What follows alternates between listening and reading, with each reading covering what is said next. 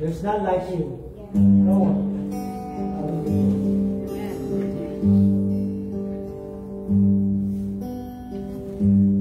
There is none like you.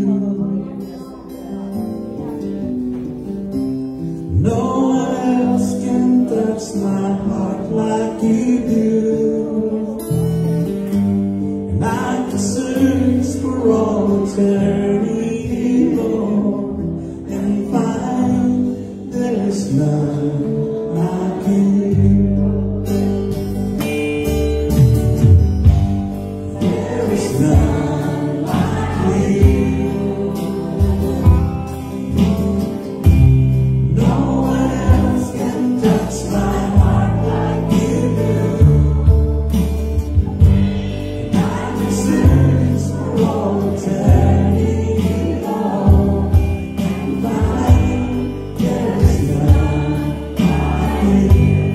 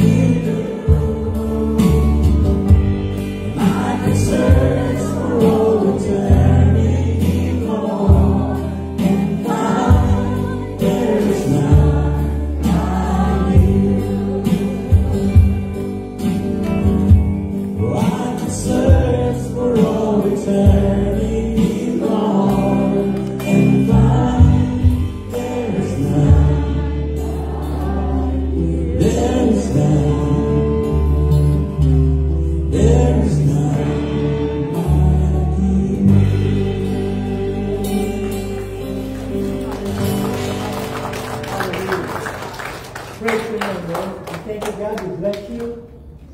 And it's true, oh God, that there is none like you. You are the only God. Besides you, there is no one else. We exalt the name of God in this place. We can all say amen to that. Amen. Amen. Amen. We may be seated. We may be seated. Thank you. Worship Him.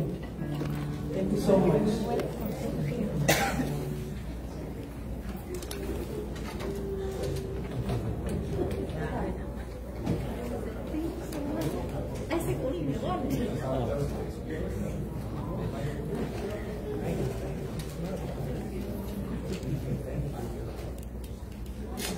Good afternoon, guys. Good afternoon. Yeah, so it's good to worship the Lord. So we thank our friends online. Thanks for your subscription. Good morning, good afternoon, good evening, wherever you may be. We thank you for your patience, and every Sunday or every weekend here in Jacksonville, you join us. And thanks everyone in the room. So God bless you, and thank you so much. I'm kind of moving my eyes so I can see if there's any newcomer. So amen. So right after the service, most of you already know it, will be the memorial service for my brother. So we only we're gonna eat udur. That's how they say it, panghimagas, and then all of us, if I can request all of us to just chip in. When the people are coming in, most of my family and the friends and the church of my nephew, we can all act as ushers, okay? And then again, I want to emphasize this to our security or to any one of you here. We are not allowed to go into that side of the building, not even one, okay? So if any one of you see somebody loitering there or in that hallway there, please kindly, tactfully, respectfully tell them we are not supposed to be here. Okay, so thank you so much.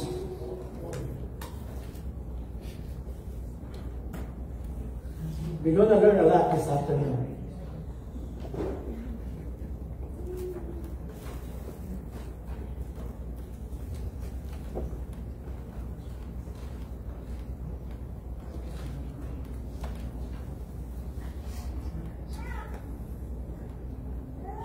Okay.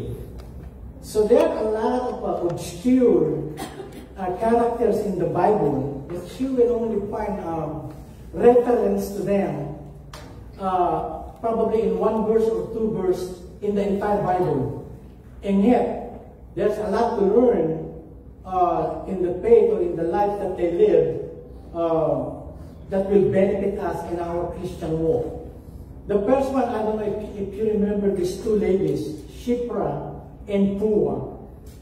These are the midwives who were giving birth to Hebrew children during the time of Moses. Okay? So, like I said, some of you probably just read it in passing, but you can't remember them. So many things to learn from these two midwives during that time in the Exodus. The other one is Naomi. Okay? This is the mother-in-law of Ruth that you will find in the book of Ruth. So many things to learn about her, about faith, perseverance, and the touch of God that comes when a person is truly seeking Him. Okay? And the third one, Abigail, my daughter, no. So Abigail, the name Abigail means smart. Okay? And you'll find find her in the life of David. She gave a very good advice to David when David is about to kill a lot of people. Okay? And that's Abigail. So in the coming Sundays next year, I will be sharing. And the other one is Anna. Anna, you will find this every time we celebrate Christmas. You will always remember Anna because it was her who prophesied when she saw the baby Jesus. Okay, and then the last but not the least is Eunice and Louis. These are two ladies, and these are the mom and grandma of Timothy. Okay, so many things to learn. But this afternoon, we're going to learn about Miss Lydia. Okay, so God opened her heart. Makes all the difference. Okay, when God touches a person, okay, He touches, after that He touches a lot more. And I will find her story only found in the book of Acts chapter 16, and I want to begin on verse 6 because I want us to see the divine move, because there is a human who is seeking God sincerely. Okay, God will never snub a person, regardless of who they are, how old they are, how young they are, whatever their situation is like. God will never snub a seeking heart. God said, "If you seek me, you will find me." God said that. So let's read in verse 6 of chapter 16. And they, plural, this is Paul, Timothy, and Silas. And then afterward that they were joined by Dr. Luke. Luke is the one who wrote the book of Acts and also the gospel with his name on it. Okay? So, and they went. So that means he's not with them yet. And they went through the region of Phrygia and Galatia, having been forbidden by the Holy Spirit to speak the word in Asia. You see, the Holy Spirit forbade them to go to Asia. So, there is the divine guidance of God to Paul and his friends. Verse 7, and when they had come up to Mysia, they attempted to go into Bithynia, but the Spirit of Jesus did not allow them twice. Okay? Forbade them. Okay? So passing by Mysia, they went down to Troas. Troas has become the staging place for this event that we're going to read about the life of Lydia. Verse 9, and a vision appeared to Paul in the night, a man of Macedonia. Macedonia is in the northern part of Greece. It's still there, okay? was standing there urging him, saying, "Come over to Macedonia and help us." So in a vision, we don't know exactly if it is a dream or what kind of vision God gave Paul. But in verse 10, look at this in verse 10. And when Paul had seen the vision, he immediately, we, sino the pronoun? We, W-E, kami. So that means now Luke is a part of the team. Now he's now traveling with them. That's why he used the pronouns we. He's the one writing it. And when Paul had seen the vision, immediately we sought to go into Macedonia, concluding that God had called us to preach the gospel to them. Therefore, sailing from Troas, we ran a straight course to Samothrace. Some pronounce it Samothrace. Okay, some pronounce it Samothrace. So, either is correct. And the next day came to Neapolis. I just want to notice, therefore, sailing from Troas, as soon as they found out that God is calling them to go to Macedonia, see, they went straight course to Samothrace. So that is a nautical term, okay, that you can read there. We ran a straight course to Samothrace. That's a nautical term, meaning that the wind is favorable to them. Okay, that means that the wind is blowing from their back, pushing their boat to go to where they're going in Macedonia. So every time that God leads us, and we know for sure that it is the leading of God, it makes life easier. There will be struggle, but there is the grace of God to make it smooth. Amen? Amen. So verse 12. And from there to Philippi, again, it can be pronounced Philippi or Philippi. Okay? Either is correct. And from there to Philippi, or to Philippi, which is the foremost city of the part of Macedonia, a colony, and we were staying in that city for some days. Macedonia is very rich in history. Philippi or Philippi is the father of Alexander the Great. Okay? And the Great War between Octavian and Brutus and some of this great Roman military happened in Macedonia. Okay? That's why it is a retiring place, like St. Petersburg here in Florida. It's a retiring city or a retiring place for most retired military officers. Okay, so, and that's why it mentions that a colony. It's a colony of Rome, but it is a little bit, it's a little bit distance from Rome. And from there to Philippi, which is the foremost city of that part of Macedonia, a colony, and we were staying in that city for some days. So they were looking for a synagogue. And on the Sabbath day, we went out of the city to the riverside, where prayer was customarily made. And we sat down and spoke to the women who met there. Isn't that interesting? The prayer meeting are made up of women. Okay? It takes 10 Jewish men to organize a synagogue. Just 10. 10 Jewish men to organize a synagogue. So we can see that there are no more than 10, or probably very less, Jewish men in that place. So that's why there is a synagogue. The prayer meeting are being done by the riverside. Okay, so and that's where the women is. I'm just giving you something to think about so that you can at least see what is going on. So,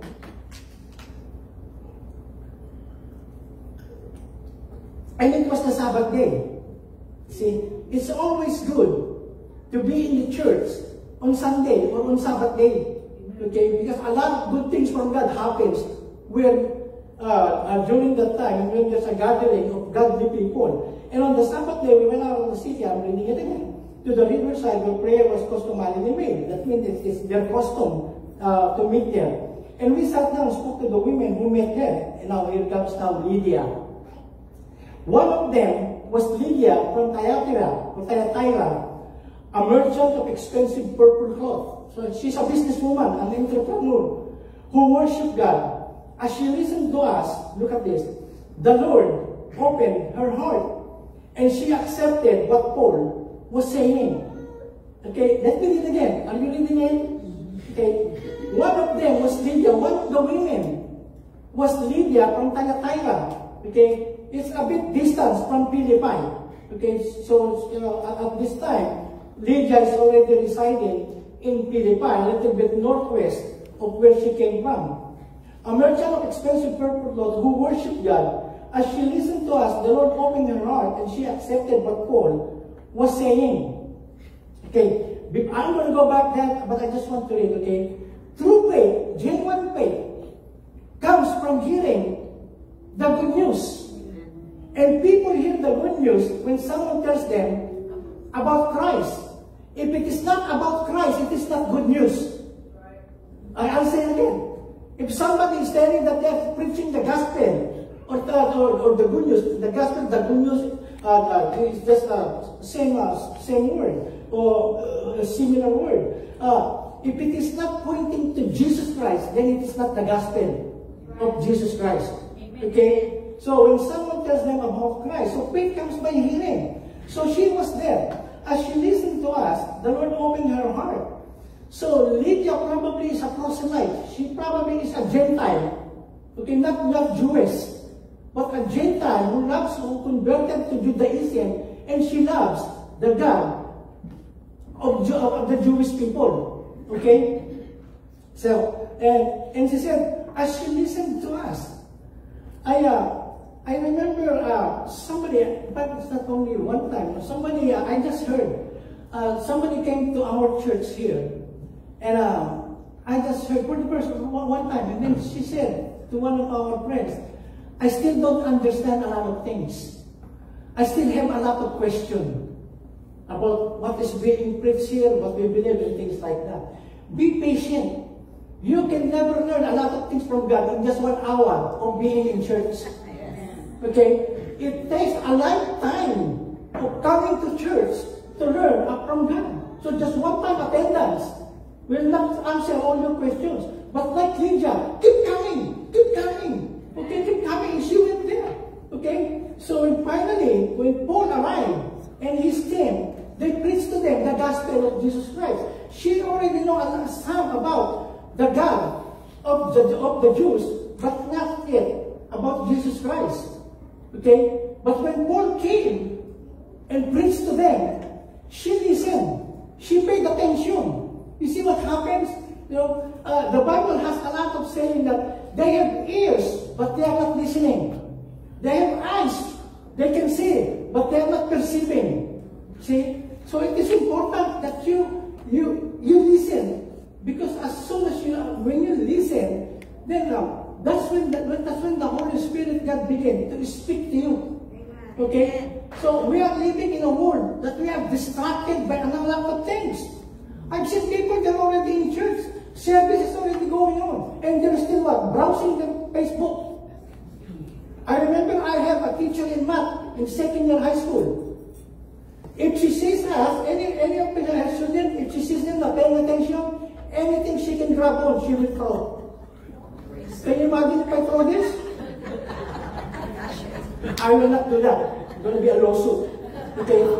But my point is, you are already in church. Make the best of what you are here for. Okay, you see, then there's a lot of time for you to browse on your internet. It rings, it gives you a signal that you have an incoming message. There is a lot of time to open that and to read that. Hello? The most handsome pastor in Jacksonville is talking to you. And I think at least I deserve a little bit attention. And look at what happened. Nung nakinig siya, as she listened, as she focused. Remember, they were having the Bible study, the prayer meeting in an open area. No, it can be noisy. There will be a lot of distraction. But the Bible tells us, Lydia listened. Okay? And then the Lord, see what happened? The Lord moved and opened her heart. You see, sometimes we pray, Lord, open my heart so that I can understand you. That's not a very good line of prayer. We should say, Lord, open my heart, because only God can open our heart. Amen. Okay? And the only part, our part is, Lord, I am open to you. Please, I want to listen and I want to receive whatever message you have for me. Every time I hear it, I hear the word, I read the word, and I found articles about your word. So I said, and she accepted what Paul was saying. Hallelujah. Okay? So there it is. Faith comes by hearing and hearing by the word. And then in Acts 15, in verse 15, and she, look at this, do not be offended, okay? God opened her heart and she got saved. She got born again right there and then. And look at the blessing. See? And she and her household were baptized. That means that she was able to bring salvation not only to herself, the Bible tells us, to her entire household. Who would not like that? Who would not like your own family will go with you to heaven, okay, and not get lost? But it all happened because she opened her heart, and when God sees that, she touched her. She began to understand what is being told or being taught to them, and she responded. And look at this. She were baptized. And she asked us to be her guest. Okay? If you agree, look at what she said. It's so exciting. If you agree, she's talking to the men. Okay, to the men. Paul, Silas, Timothy, and probably Luke. Said, if you agree that I am a true believer, see, you can see that true believer. Remember, she is talking to St. Paul. Okay? Paul can discern if she's just faking it or she is a genuine believer. Okay, because if you read the entire chapter 16, you will see that there is a young girl who is possessed by a demon who is doing fortune telling. Okay, the Bible tells us, and Paul discerned that this is demonic, and he has to rebuke the spirit. And this, Lydia is telling them, okay, if you have judged that I am now a true believer, look at what she said, come and stay at my home. And she urged. She urged us until we agreed. Okay, she's very persuasive in her words. She's not just saying in passing, you can come and visit me in my house. But no, she persists. She insists to them that come to my house. Okay, I'm just giving you some information. That's not to give you more. In the earlier verses we read that she is a merchant of purple fabric textile. Okay, and it's very expensive. The purple dye that they use to color a fabric is very expensive, and it comes from this shell, this snail. Okay, it's called Murex snails. This is abundant but hard to get, hard to harvest in the Mediterranean Sea. Some of them in Greece, in Europe, also in the Aegean Sea. Okay, it is so expensive. The dye to make a purple fabric or textile is very expensive because it takes a lot of hard work, hard process, or extensive process, complex process to extract a dye from that shell, from that snail. They said that it takes 45 kilograms of snails to extract 1 gram of purple dye. Can you imagine? That's a lot. 45 kilograms is about 100 pounds. Okay, 100 pounds. It's very expensive back then. And if Lydia is a seller of purple fabric or purple clothing, purple in Tagalog is ube. Okay, they call it yum because it is yummy. Not the fabric, but the ube. Okay, so you can tell that Miss Lydia, the one that we're talking about, is a wealthy lady. She is a very wealthy lady because the clientele that she has in Philippi are rich people, and only rich people can afford to buy. People in the palace, they are the only ones who can afford her commodity or the items that she is selling. Okay, we may not be particular about that, but I'm just going to give you some more. Okay, in our time, the vicuña wool is the most expensive wool in the world. Okay, and it's about the same amount during the time of Lydia, those purple dye fabric. So vicuña is this. You can only find this animal in the Andes mountain, and it's very hard to get them. In fact, they are near extinction. So it's their fur, it's their skin that they make. And that is a sample of, what do you call that? A coat that is made of Vicuña wool. And you know that pure Vicuña wool costs around $110,000 US.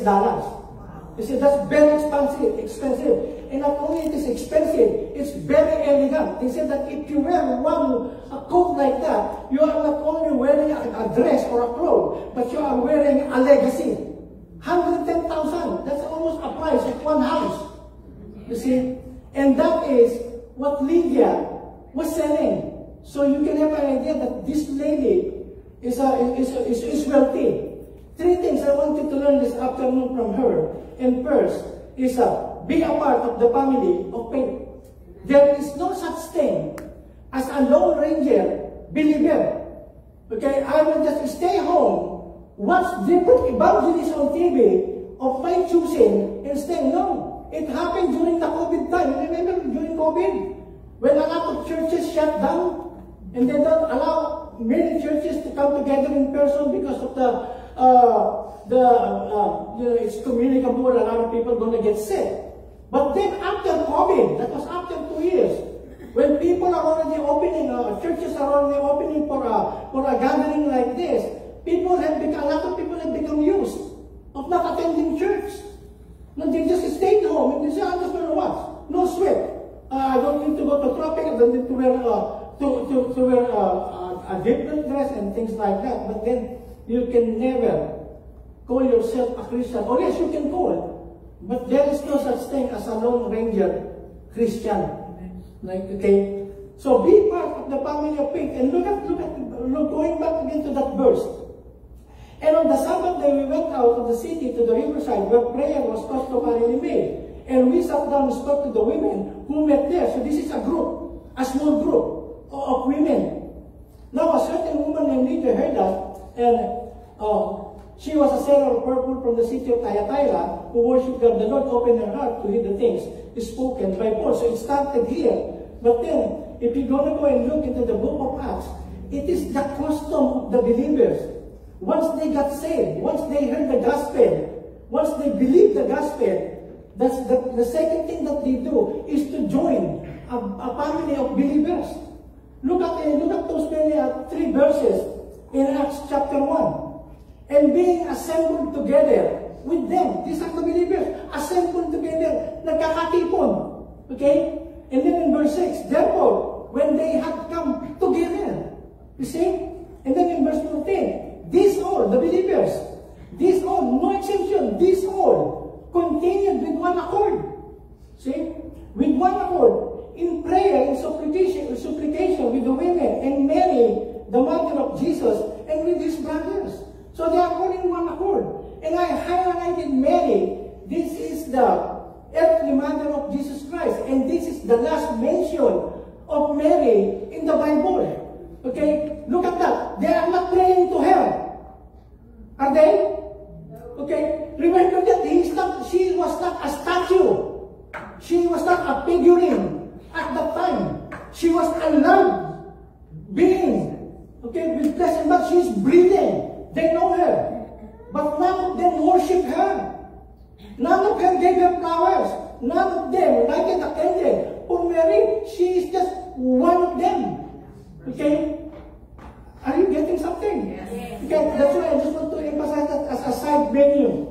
As a side dish. Okay? This all continued. Okay, and then continuing on in Acts chapter 2 verse 1. When the day of Pentecost came, all the believers were gathered together in one place. I say, in one place. They are in the upper room, and they counted. Luke counted. There are 120 of them. Okay? And if I will give names to those 120, I'm pretty sure Zacchaeus was there. I'm pretty sure blind Bartimaeus was there. Okay? And I believe some of the people that he healed was there among the 120. So, you see, be a part of the family of believers, because a lot of things God moved, not with individual Christians, but God moved mightily in the context of a church, of a gathering, of people in one accord. That means they are united and loving, worshiping, and serving God, and taking the teachings of the apostles. Look at now in chapter 2, verse 42. I'll just read verse 42. They spent their time in learning. So something that you spend your time, you don't learn overnight.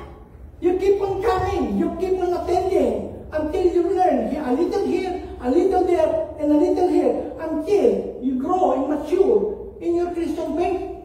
Hello? That's what it says there. They spent their time, okay, browsing Facebook, looking and getting ready for Black Friday.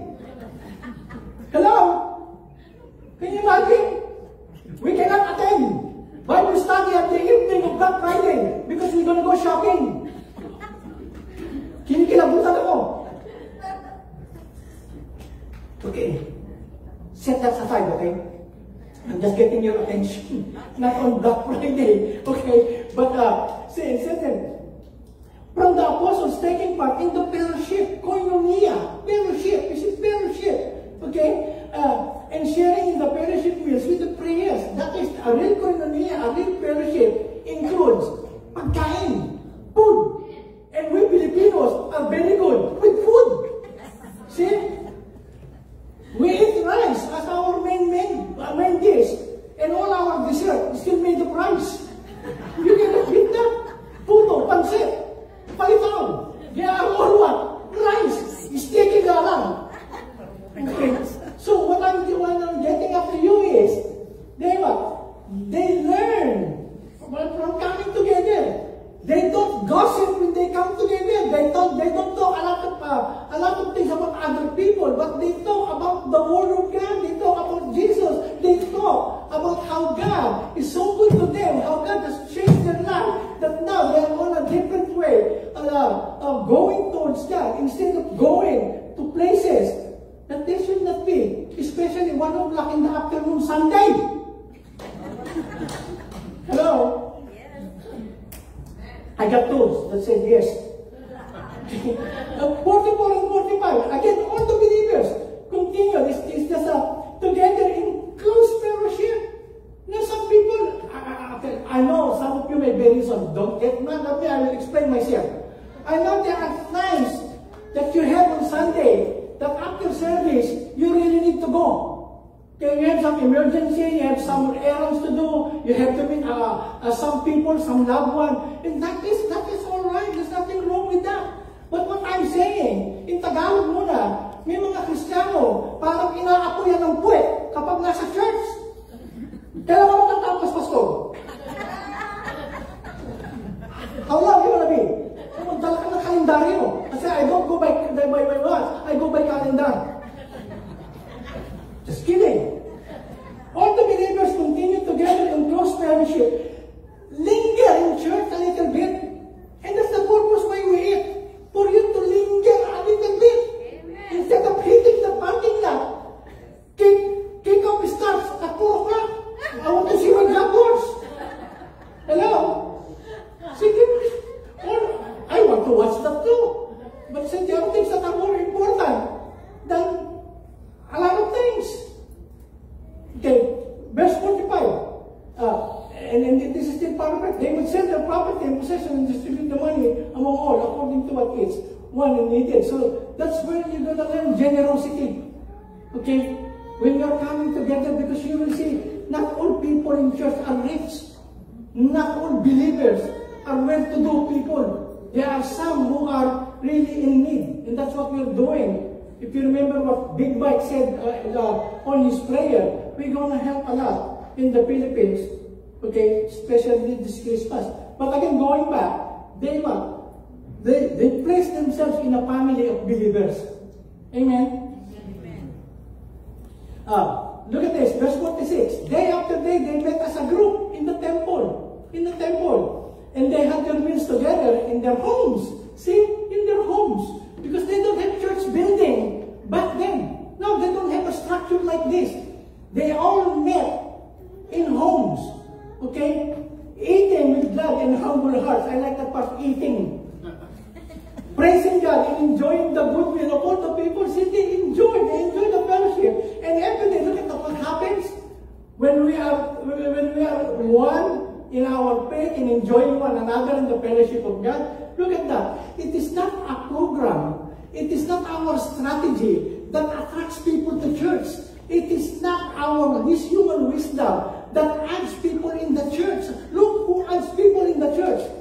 You know what it says there? And every day, the Lord added to their group those who are being saved. So it is God who adds. So some people will say, in that church, they have this program. In that church, they do this to the people. In that church, okay, I am not against any program. But regardless of how good, how expensive, how attractive any church program is, it is not church program that brings people to church or adds people to the church family. It's God. Okay, and if our hearts are just in one accord, singing Him, worshiping Him, obeying Him, pleasing Him, God will bring people. Look at us here. We started probably just 20. Okay? And look at us. Ang gaganda pa natin. Hindi nag-aiming sa quantity. Sa quality sila nag-aiming. Are you getting something? You see? Be a part.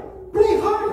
Pray hard. Okay, if you are not getting a part of the church, pray hard to God. Lord, where do you want me to be a part of that I can be a blessing, that where I can receive your guidance, your blessing, and I can maximize the potential that you have given me to benefit the church, your work, your ministry. And look at Hebrews.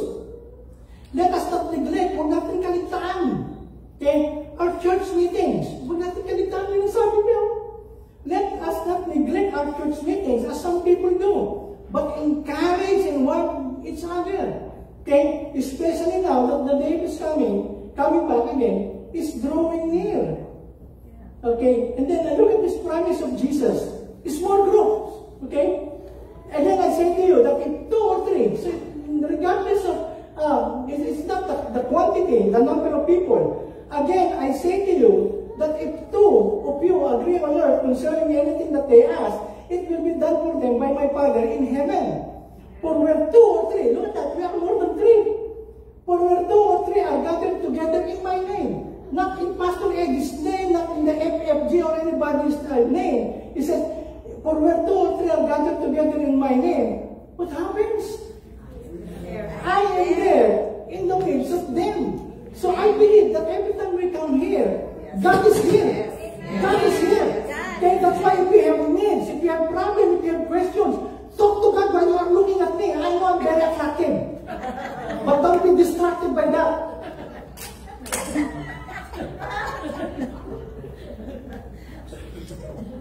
I need to stand up so you can see this from here. Okay? So my point is, look at that. God is always here when we gather. Regardless if just 2 or 3. It does not need to be hundreds or thousands. 2 or 3 gather. That's His word. That's His promise.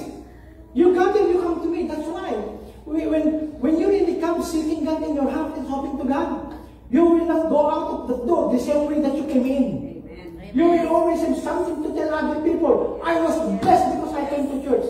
I was blessed and strengthened, and I am now a different person, a different parent, a different dad, a different man, a different friend, a different employee, a different friend. Because I met with the Lord. That's what He said. You don't want to miss that. Okay? Look at this. I love hopping. You are not a pro. Okay? You are not a pro. Church hopping is unbiblical.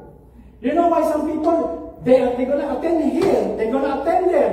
One Sunday, one month, and then pray to God where God wants to praise you. Okay? Instead of you hopping, you don't know. Okay? You don't know. I remember this guy. Can you see him? Yes. That guy was stranded in an island for more than 20 years. And finally, one day, a rescue boat came. And he was showing what he did in 20 years. He said, the rescuer asked him, what is that house in the middle there? And he said, that's my house.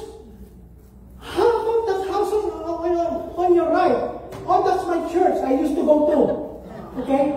How about that other building? Oh, that's the other church I go now. I don't like the first church. I transferred. See? And it is a sickness of so many people, you know. I will tell you this, okay? Just because I love you and I want you to mature, God wants us all to mature. Okay? You will never find a perfect church wherever you're going to go. Number of people does not mean that they are a perfect church. Okay, you will always find somebody, if you are looking for wrong things from other people, you will always find wrong things. Okay? See?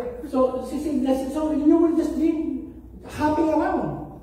And another thing about church hopping, I'm good. I've known so many of you and you're not doing that. And I encourage you that you stop. You just pray hard to God, seek Him, like Lydia, and He will direct you where you're going to be so that you can maximize. Okay? It's like this. When you're church hopping, it's like that. You keep unrooting yourself and plant it in here. And then after a week, you uproot again. You plant it here. Again, you uproot again. You uproot here. You will never grow. You will never mature. You will never have roots in your faith. And then eventually, your faith will die out. That's what happened to a plant. Now, regardless of how fertilized the plant that you are going to transfer, but if you keep on doing that every week, uprooting it, transferring it, uprooting it, transferring it, soon it will die.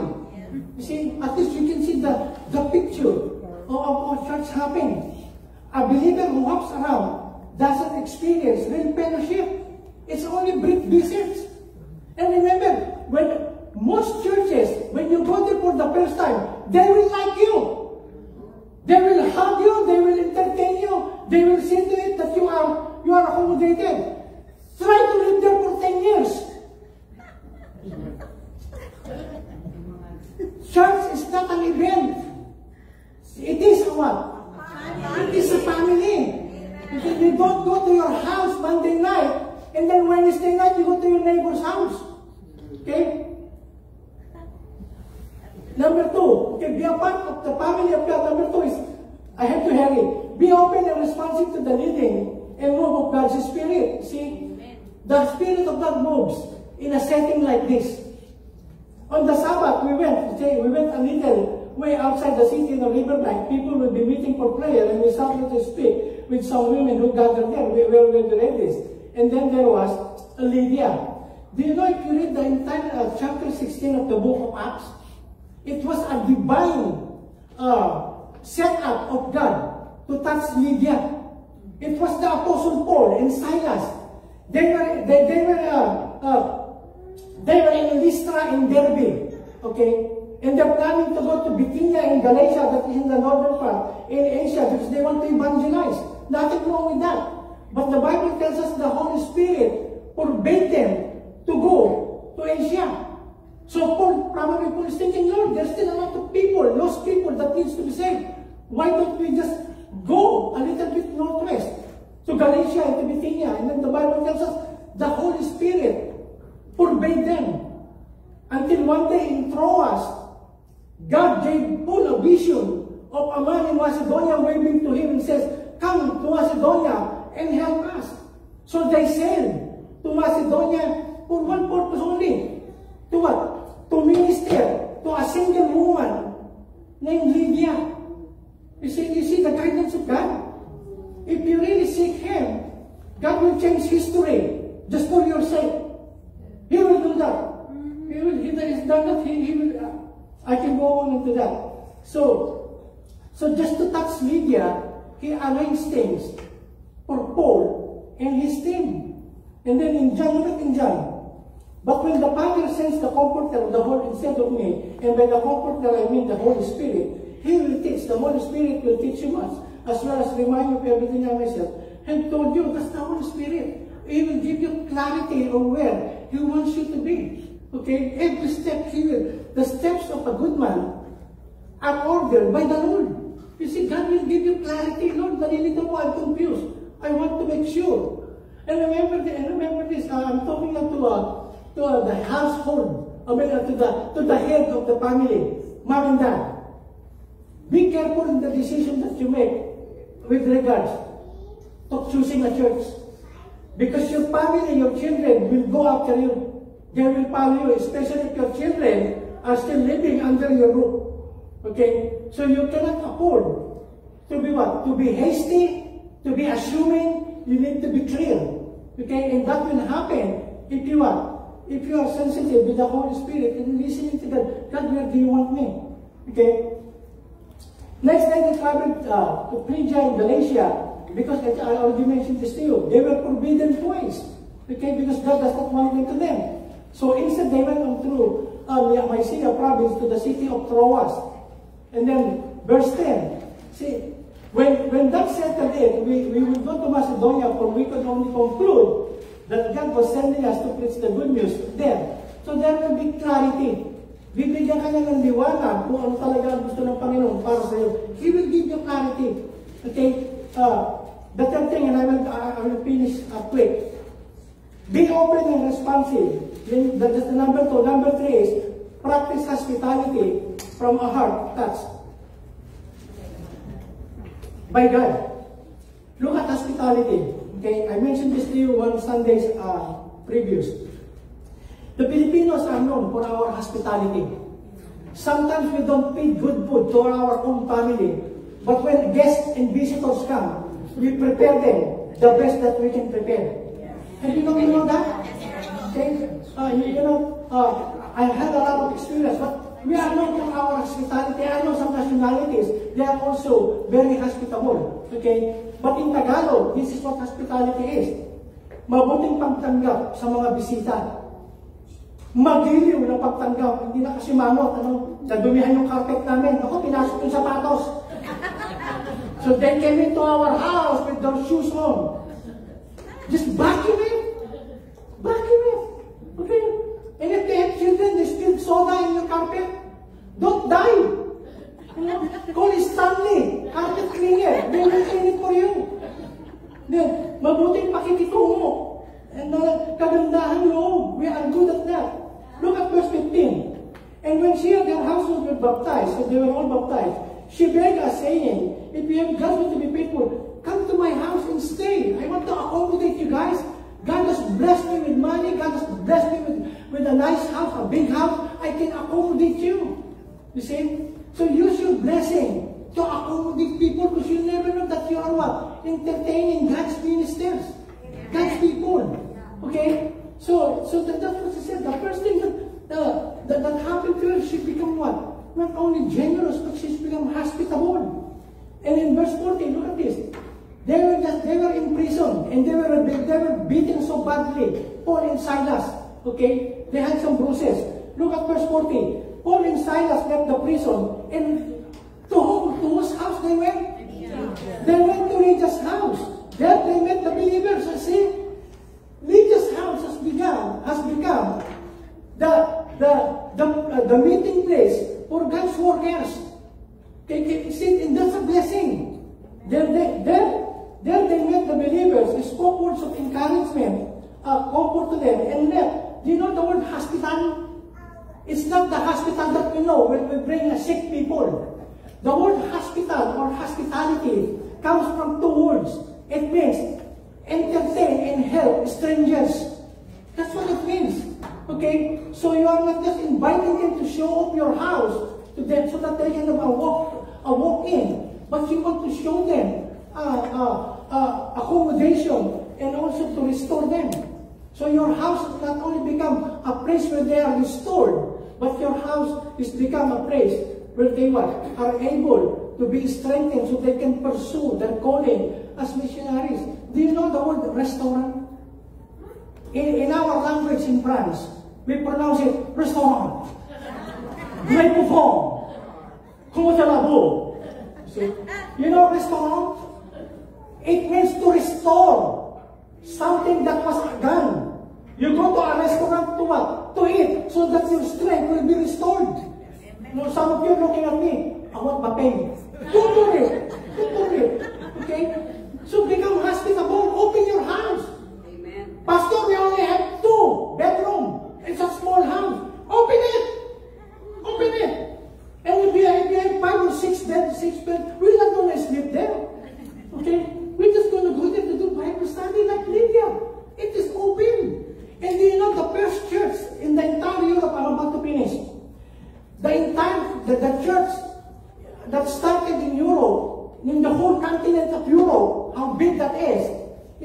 started from the house of Lydia. Lydia is the first European convert. And it was in her house that the church in Europe was established. And there will be no Christian in America. Have the missionaries from Europe came in here. Okay? All those who stayed there in Plymouth, the Mayflower, and all those other Christians, they came from Europe. America became a Christian nation. Okay, us, we became believers because of Christians in Europe. And it all started because Lydia opened her house to the work of the Lord. Amen. Hello? See, don't worry about your carpet. It's not so clean. The curtain doesn't match your couches. You don't have much space. If you're going to invite us, tell us. We just want to invite 10 on Tuesday, another 10 on Wednesday, another 10 on Friday, and 40 on Saturday. You see? I'm just telling you, open your hands. We will not criticize, and you never know what God will do. Okay? And I'm pretty sure her business and family became so blessed because she made her resources and her blessing from the Lord, a blessing to God's work, to God's people. And even Zacchaeus. When Jesus came to that place, this is Zacchaeus. Remember the tax collector? The short guy? Look at Zacchaeus. He is also rich, very rich, but by corruption. I think he's a member of the flood control in Manila.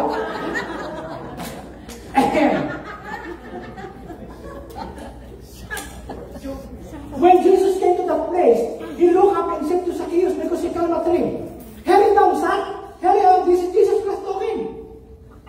"Hurry down, son, because I must stay in your house today." See, Jesus Christ said, "I want to stay in your house." Did Zacchaeus say anything about, "Lord, wala kaming bathroom.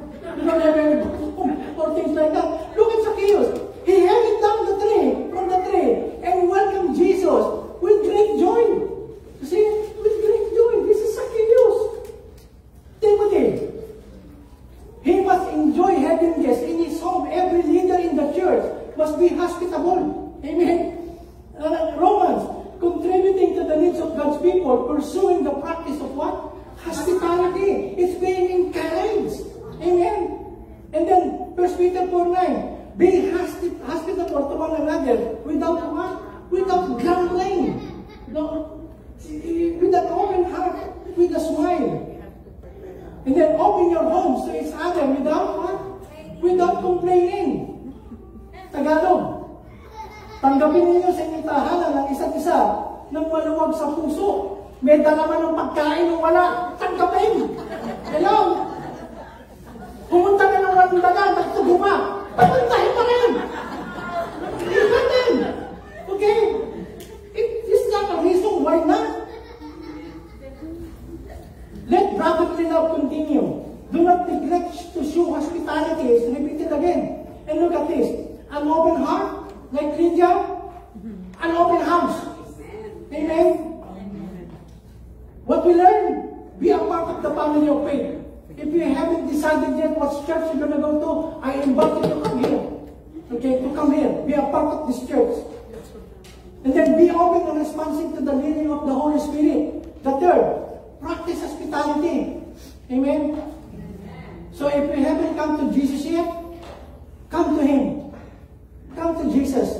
If you've been a Christian for a while, remain in Jesus. Continue on growing. Then keep on seeking the Lord. Amen. With an open heart. Amen. Let's pray. Lord God, we thank you for the word. We thank you, God, that we only have 3 verses about Lydia, but we have learned tons of good information that we can follow in the life of Lydia. First, God, she is a worshiper of God. Second, God, she is a seeker of God. And God, and she is a generous woman. Thank you for your word. And if you haven't decided, if I'm talking to people on online, if you haven't decided yet to be the servant of Jesus or to come to Him, this afternoon is your time. Come to Jesus. Tell Him, Lord Jesus, I'm sorry for all my sins. Forgive me. I want to be your child. I want to be your servant. And I want to follow you the rest of my life. And if you're already a Christian and been a Christian, Lord, I want to seek you. Open my heart so I can know and I can walk on the purpose that you have for my life and for my family. Thank you for your word. We bless you and honor you. In Jesus' name, we can say amen. Amen. Thank you po.